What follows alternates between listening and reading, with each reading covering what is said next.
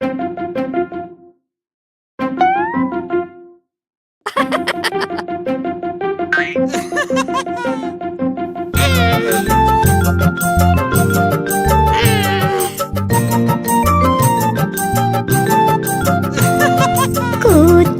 ಸಿಕ್ಕಿತು ಒಂದು ಬಳೆಗೊನೆ, ಅದನ್ನು ನೋಡಿ ಕೋತಿಗೆ ತಿರುಗಿತು ತಲೆ.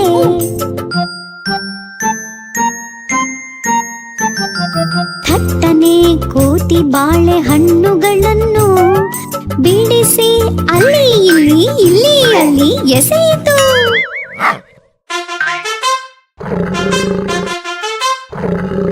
ದೊಡ್ಡ ಹಣ್ಣು ಬಾಯಿಗೊಂದು ತುರುಕಿತು,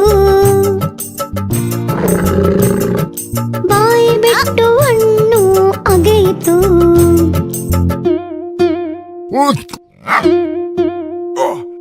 ಒಂದು ಚೂರು ಗಂಟಲಿನೊಳಗೆ ಸಿಕ್ಕಿಕೊಂಡು ಮುಖವು ನೀಲವಾಯಿತು. ಕರಡಿ ಅಣ್ಣನು ಕೋತಿರಾಯನಿಗೆ ಒಂದು ಲಾತು ಕೊಟ್ಟು ಹೀಗೆ ಹೇಳಿದನು.